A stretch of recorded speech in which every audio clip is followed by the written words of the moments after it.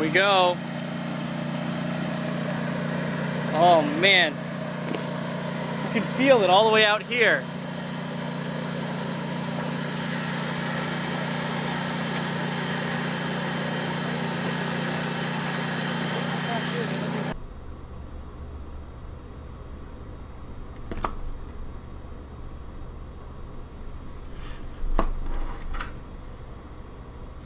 He made it sound so much harder.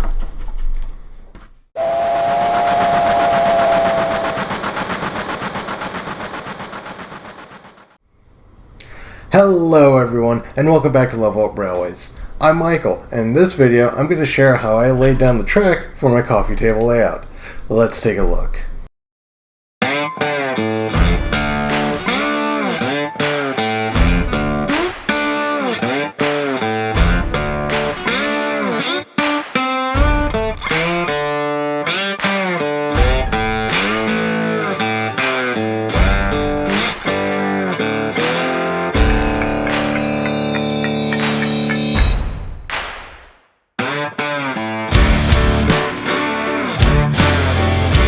First thing I need to do before I put down any track is to roll out the track bed. On my first layout, I used cork sheets that I cut into strips by hand, but this time I'll be using N-scale track bed from Woodland Scenics.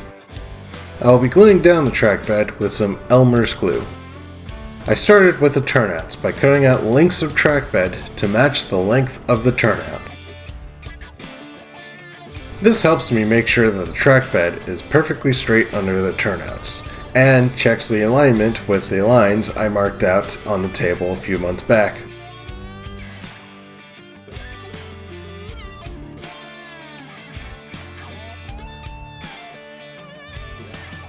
Once I glued down a section and was happy with its alignment, I weighted the track bed down with some paint cans.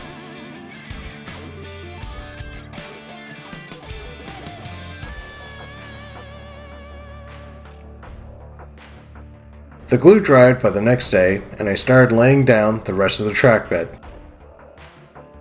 The track bed has a seam down the middle that you can easily rip or cut, which helps curve the track bed. This time I used pins to hold them in place.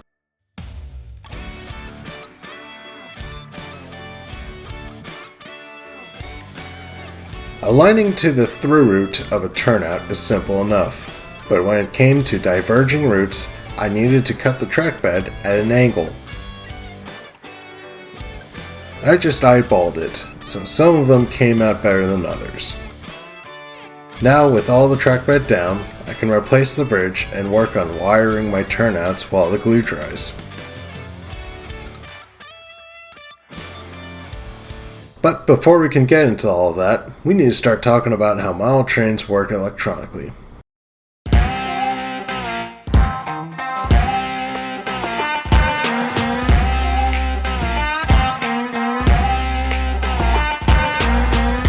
The simplest DC model train is just an electric motor driving its own wheels.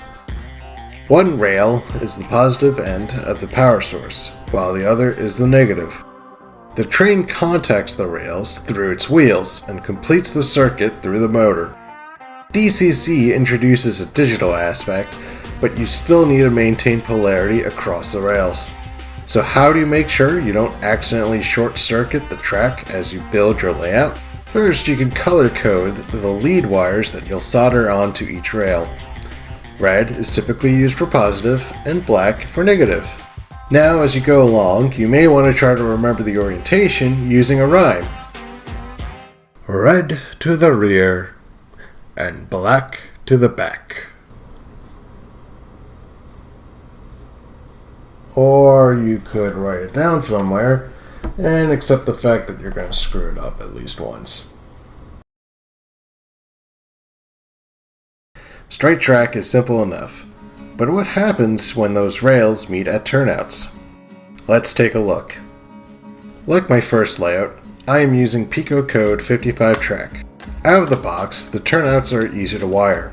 You would just solder one stock rail to the positive power line and the other to the negative. The blades of the point will contact one stock rail and conduct that power to the frog. This out-of-the-box solution is what I did on my first layout. But some keen-eyed viewers may notice that I have never shown the turnouts being thrown in any of my videos. That's because while it is a very simple mechanism for powering the frogs and blades, the surface between the blades and the stock rails attract a lot of dust, which makes the electrical connection very unreliable.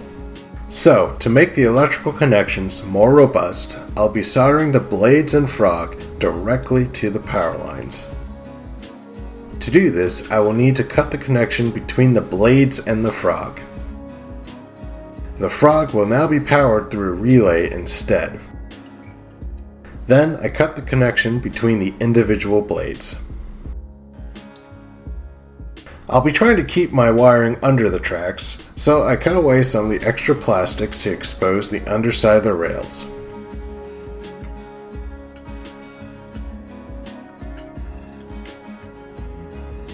When I stripped my leads, I made sure to have enough length to bridge the gap between the stock rail and one side of the point, so I only needed to solder one wire to connect both to the little power line.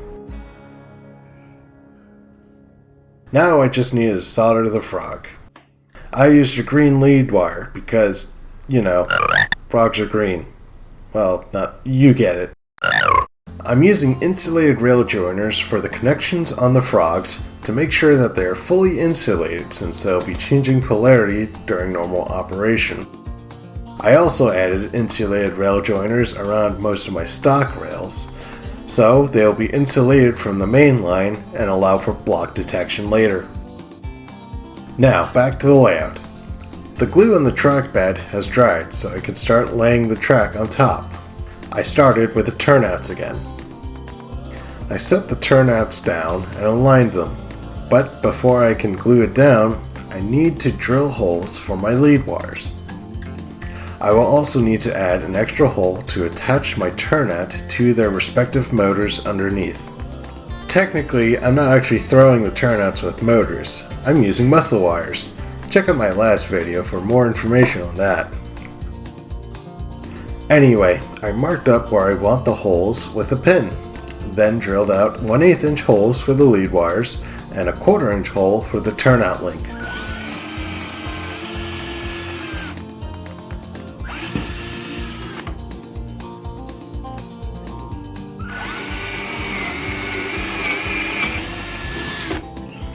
After I vacuum up the wood chips, I feed through the lead wires and check the alignment again. Once I'm happy with how it looks, I use a little Elmer's glue to glue down the track. I made sure to avoid getting glue near the moving parts of the turnout.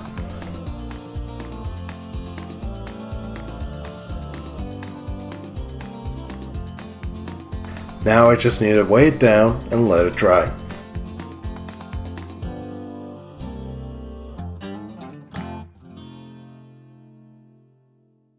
I repeated the process for all the turnouts. Once the glue dried, it was a good opportunity to test them out.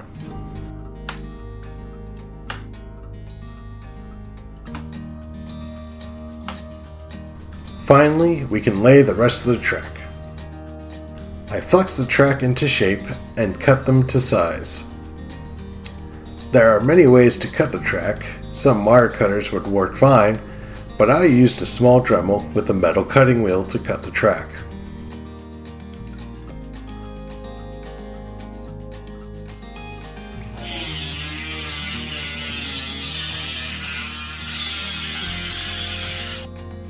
Now, this is where I tried something different. On the first layout, I glued down the track first, then soldered the lead wires to the side of the track. This time, I decided to bring the track to my soldering station and solder the lead wires on before gluing.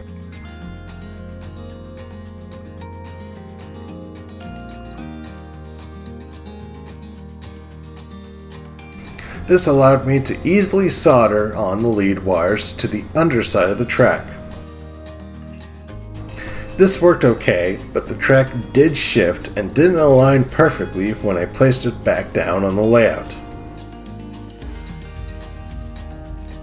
Once I corrected any alignment issues, I drilled out the hole for the lead wires and glued the track in place.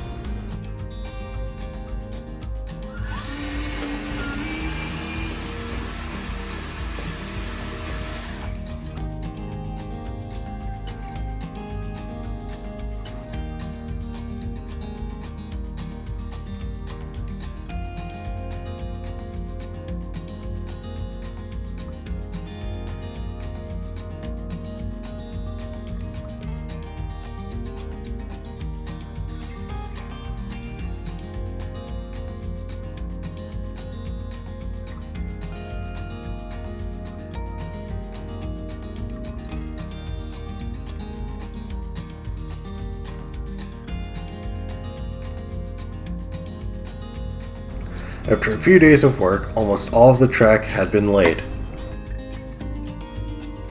I'll handle the track going to and around the turntable on a later date. Before I ran any trains on the layout, I made sure to smooth out the soldered joints with a file. I also cleaned the tracks using some track rubber.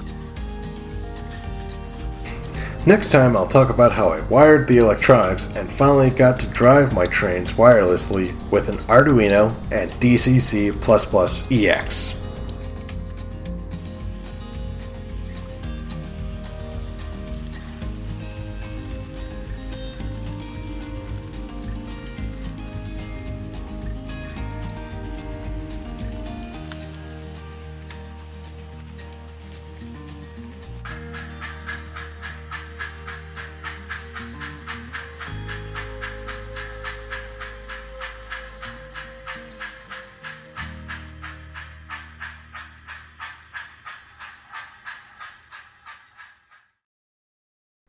Well folks, that's all for today.